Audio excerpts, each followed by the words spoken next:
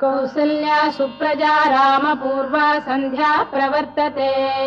उत्तिष्ठ नरशार्दूल कर्तव्यम् दैवमाह्निकम् कौसल्या सुप्रजा रामपूर्वा सन्ध्या प्रवर्तते उत्तिष्ठ नरशार्दूल कर्तव्यम् दैवमाह्निकम् उत्तिष्ठोत्तिष्ठ गोविन्द उत्तिष्ठ गरुडध्वज उत्तिष्ठ कमलाकान्ता त्रैलोक्यम् मङ्गलम् कुरु उत्तिष्ठोत्तिष्ठ गोविन्द उत्तिष्ठ गरुडध्वज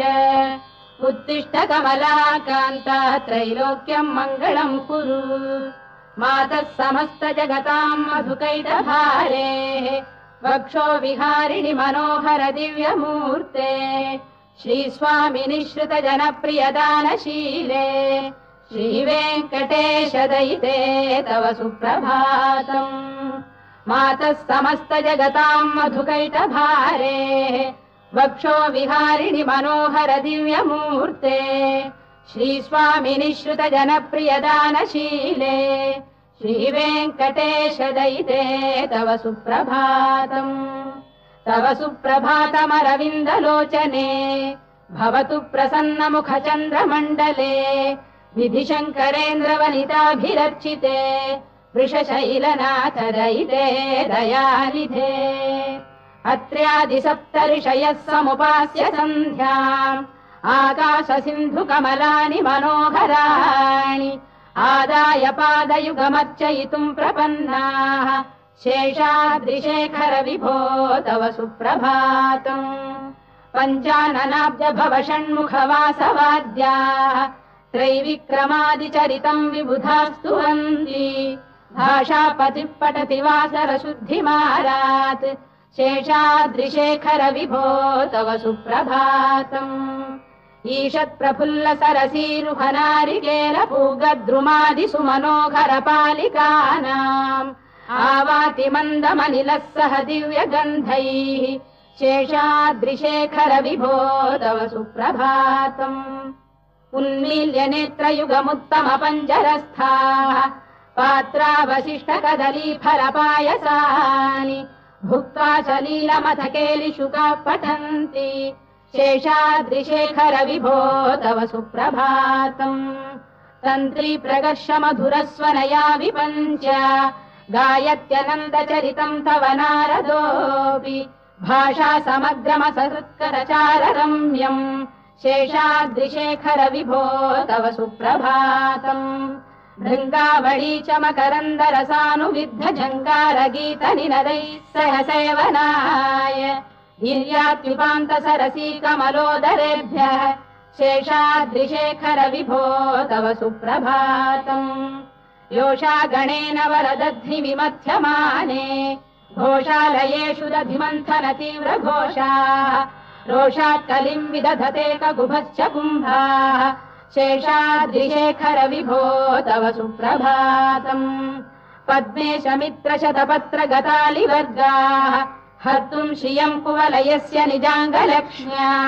भेरी निनादमिव बिभ्रति तीव्रनादम् शेषाद्रिशेखर विभो तव सुप्रभातम् श्रीमन्नभीष्टवरदाखिल लोकबन्धो श्री श्रीनिवास जगदेक दयैक सिन्धो श्रीदेवतागृह भुजान्तर दिव्यमूर्ते श्रीवेङ्कटाचलपते तव सुप्रभातम् श्रीमन्नभीष्टवरदाखिल लोकबन्धो श्री श्रीनिवास जगदेक दयैक सिन्धो श्रीदेवतागृह भुजान्तर दिव्यमूर्ते श्रीवेङ्कटाचलपते तव सुप्रभातम् श्रीस्वामि पुष्करिणिकाप्लव निर्मलाङ्गाः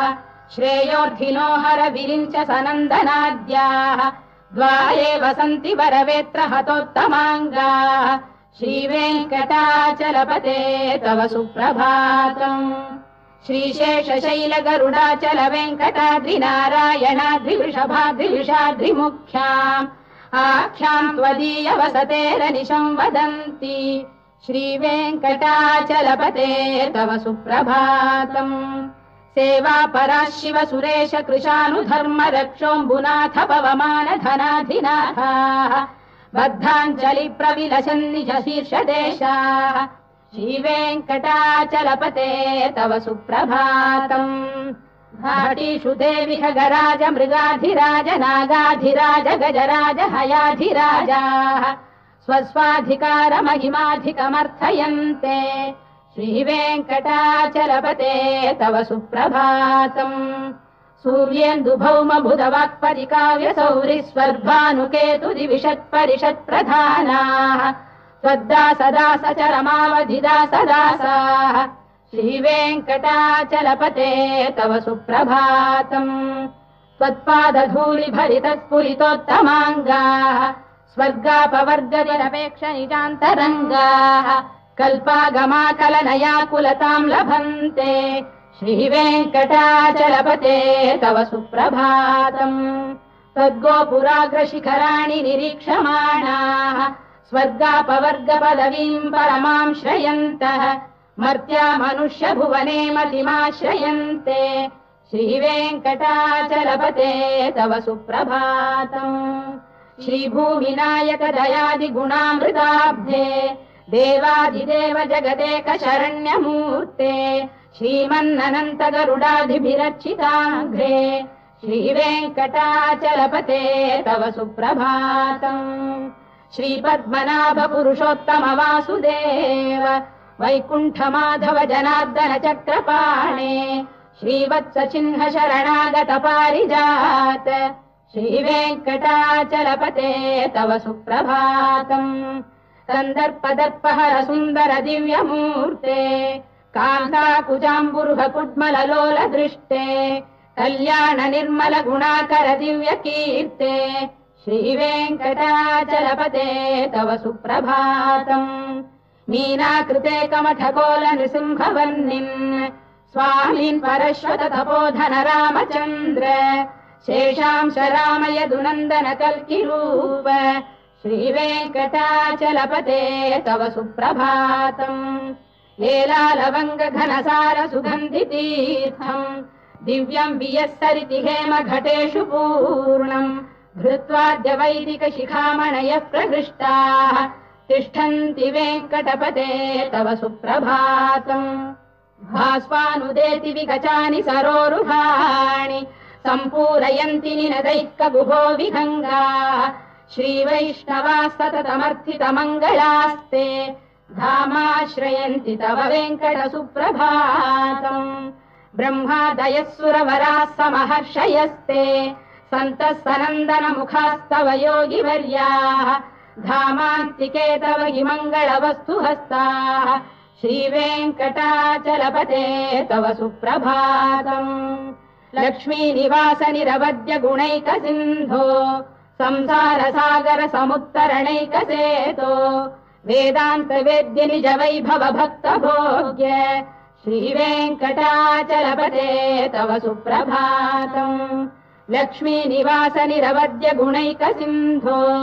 संसार सागर समुत्तरणैकसेतो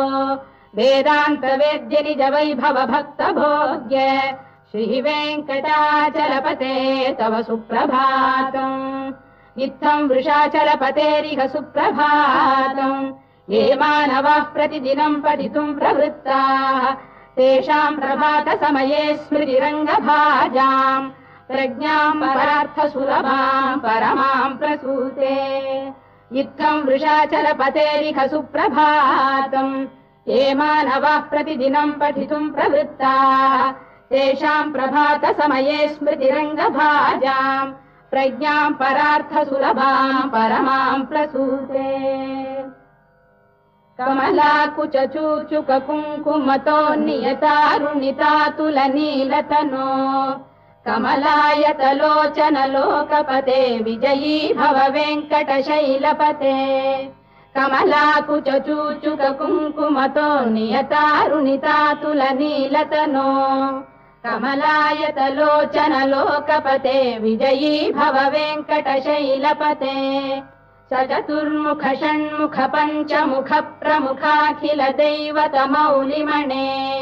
शरणागत वत्सल सारनिधे परिपालय माम् वृषशैलपते अतिवेलतया तव दुर्विषहैरनुवेलकृतैरपराधशतैः भरितम् त्वरितम् वृषशैलपते परया कृपया परिपाहि हरे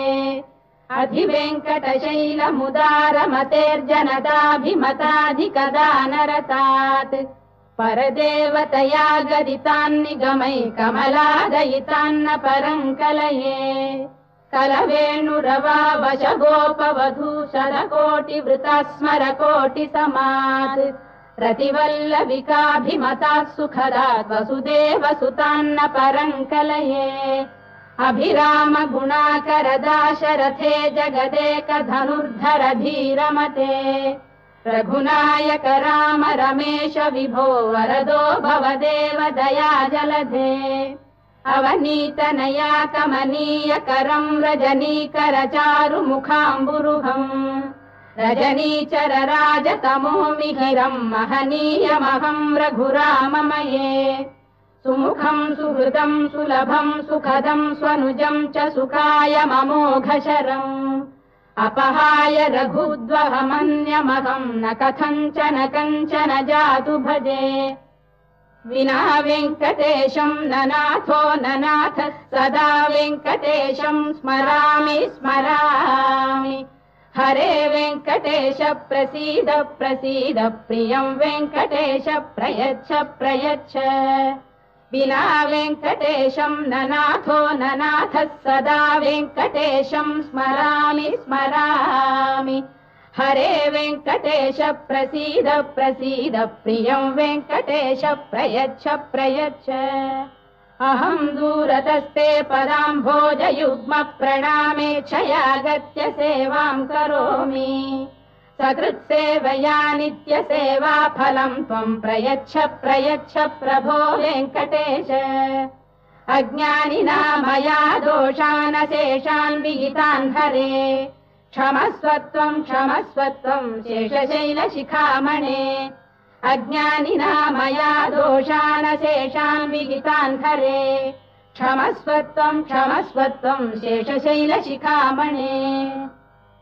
ईशानाम् जगतोऽस्य वेङ्कटपतेर्विष्णोः पराम् प्रेयसीम् तद्वक्षस्थलनित्यवासरसिकाम् तत्क्षान्तिसंवर्धिनीम् पद्मालङ्कृतपाणिपल्लवयुगाम् पद्मासनस्थाम् श्रियम् वात्सल्यादिगुणोज्ज्वलाम् भगवतीम् वन्दे जगन्मातरम् ईशानाम् जगतोऽस्य वेङ्कटपतेर्विष्णोः पराम् प्रेयसीम् तद्वक्षस्थलनित्यवासरसिकाम् तत्क्षान्तिसंवर्धिनीम् पद्मालङ्कृतपाणिपल्लवयुगाम् पद्मासनस्थाम् श्रियम् वात्सल्यादिगुणोज्ज्वलाम् भगवतीम् वन्दे जगन्मातरम् श्रीमन्कृपाजलनिधे कृत सर्वलोक सर्वज्ञ शक्तनतवत्सल सर्वशेषिन् स्वामिन् सुशील सुलभाश्रित पारिजात श्रीवेङ्कटेश चरणौ शरणम् प्रपद्ये श्रीमन्कृपाजलनिधे कृत सर्वलोक सर्वज्ञ शक्तनतवत्सल सर्वशेषिन्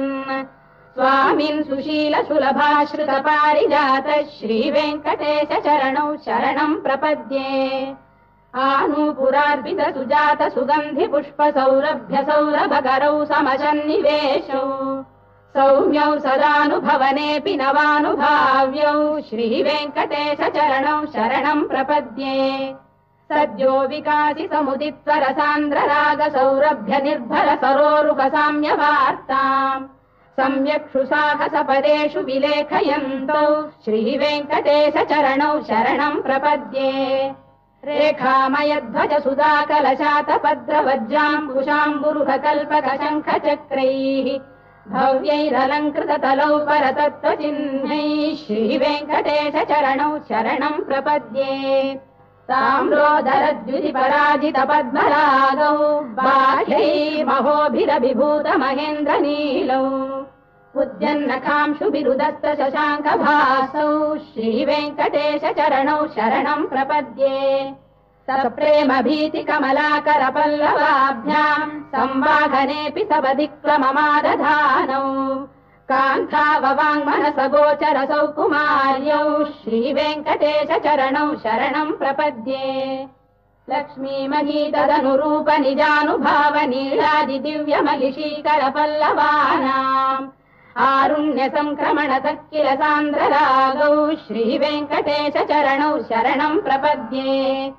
नित्यानमद्भिः शिवादि किरीटकोटि प्रत्युक्त दीप्तनवरत्नमः प्ररोहैः नीराजना विधिमुदारमुपादधानौ श्रीवेङ्कटेश चरणौ शरणम् प्रपद्ये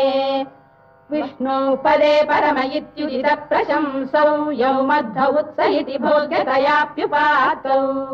भूयस्ततेति तव पाणितल प्रतिष्ठौ श्रीवेङ्कटेश चरणौ शरणम् प्रपद्ये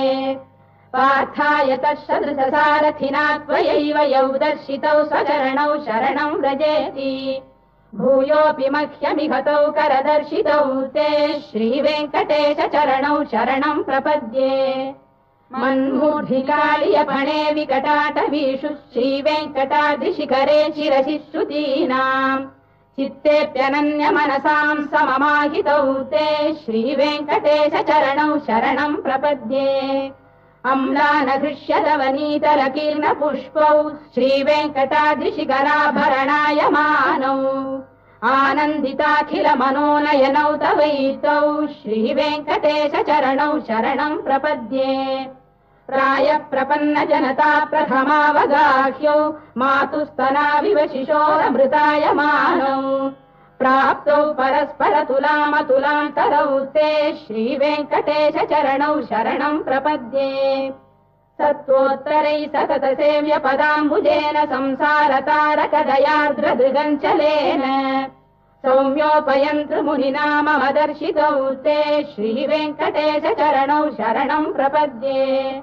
सत्त्वोत्तरै सतत सेव्य पदाम्बुजेन संसारतारकदयार्द्रदृगञ्चलेन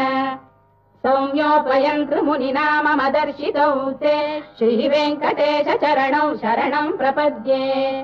श्रीशश्रिया घटिकया त्वदुपाय भावे प्राप्ये त्वयि स्वयमुपेय दया स्फुरन्त्या नित्याश्रिताय निरवद्य गुणाय तुभ्यम्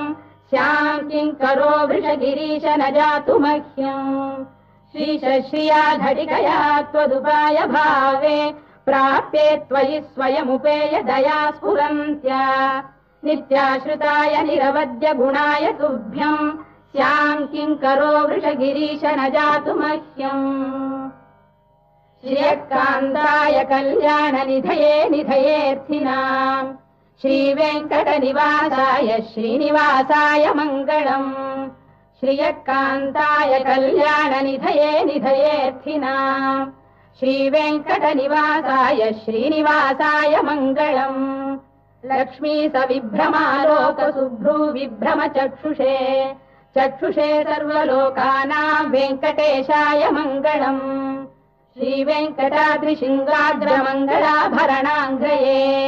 मङ्गलानाम् निवासाय श्रीनिवासाय मङ्गलम् सर्वावयव सौन्दर्य सम्पदा सर्वचेतसाम् सदा सम्मोहनायास्तु वेङ्कटेशाय मङ्गलम्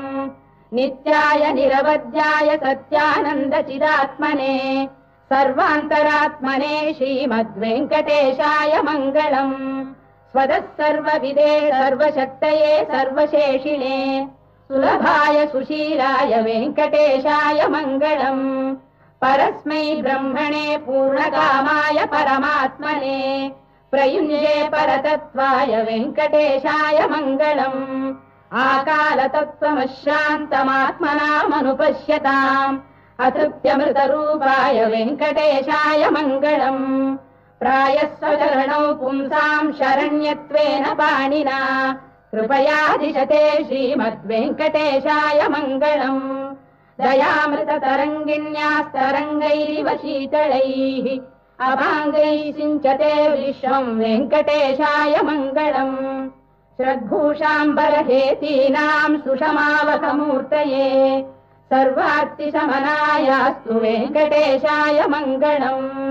श्रीवैकुण्ठविरक्ताय स्वामि पुष्करिणीतटे रमया रममाणाय वेङ्कटेशाय मङ्गलम् श्रीवैकुण्ठविरक्ताय स्वामी पुष्करिणीतटे रमया रममाणाय वेङ्कटेशाय मङ्गलम् श्रीमत्सुन्दरजामातृमुनिमानसवासिने सर्वलोकनिवासाय श्रीनिवासाय मङ्गलम् मङ्गलाशासनपरैर्मदाचार्य पुरोगमैः सर्वैश्च पूर्वैराचार्यैः सत्कृतायास्तु मङ्गलम्।